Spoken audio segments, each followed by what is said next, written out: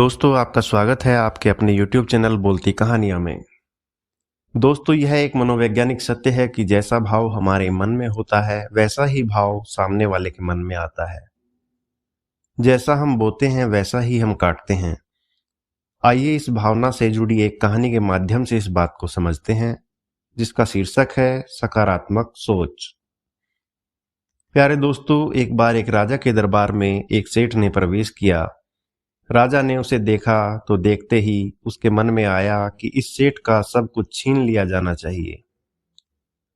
सेठ के जाने के बाद राजा ने सोचा, मैं जनता को हमेशा न्याय देता हूँ, आज मेरे मन में यह अन्यायपूर्ण भाव क्यों आ गया कि सेठ की संपत्ति ले ली जाए।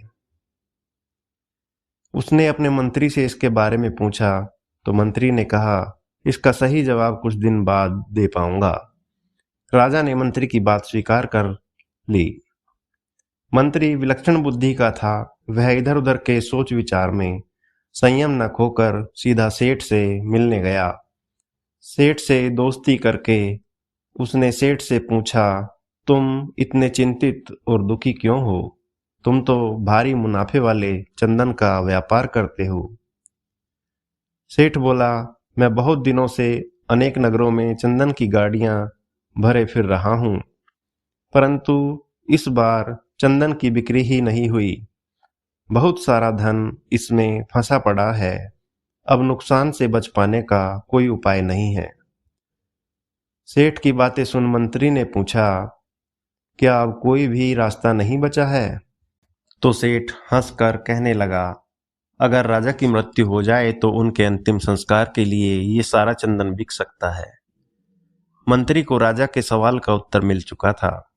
अगले दिन मंत्री ने सेठ से कहा कि तुम रोजाना राजा का भोजन पकाने के लिए 50 किलो चंदन की लकड़ी दे दिया करो और नगद पैसे उसी समय ले लिया करो। सेठ मंत्री की इस बात को सुनकर बड़ा खुश हुआ। वह अब मन ही मन राजा की लंबी उम्र होने की कामना करने लगा। एक दिन राजसभा चल रही थी।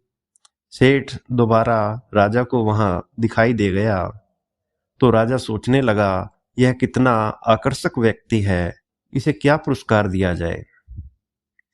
राजा ने मंत्री को बुलाया और पूछा, मंत्री, ये सेठ जब पहली बार आया था तो मैंने तुमसे कुछ पूछा था, उसका उत्तर तुमने अभी तक नहीं दिया। खैर, आज जब मैंने इसे देखा तो मेरे मन का भाव बदल गया। पता नहीं आज मैं इस पर खुश क्यों हो रहा हूं और इसे इनाम देना चाहता हूं। मंत्री को तो जैसे इस क्षण की प्रतीक्षा थी।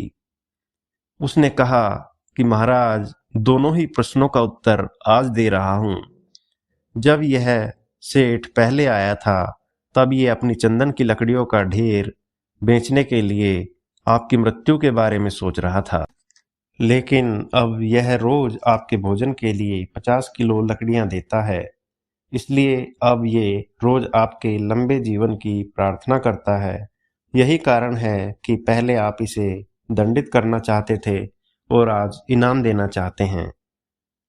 अपनी जैसी भावना होती है वैसा ही प्रतिबिंब दूसरे के मन पर पड़ने लगता है। जैसे हम होते हैं उसी प्रकार की परिस्थितियां हमारी ओर आकर्षित होने लगती हैं। हमारी जैसी सोच होगी वैसे ही लोग हमें मिलेंगे। यही इस जगत का नियम है। हम जैसा बोते हैं वैसा काटते हैं। हम दूसरों के लिए मन में जो भाव रखते हैं वैसा ही भाव उनके मन में हमारे प्रति हो जाता है। दोस्तों, यह कहानी हमें सिखाती है कि हमें हमेशा सबके प्रति सकारात्मक भाव रखने चाहिए। धन्यवाद दोस्तों, आपसे निवेदन है, वीडियो को लाइक करके चैनल को सब्सक्राइब करें ताकि इस तरह की अच्छी वीडियो आप सुगमता से ही प्राप्त कर सकें। धन्यवाद।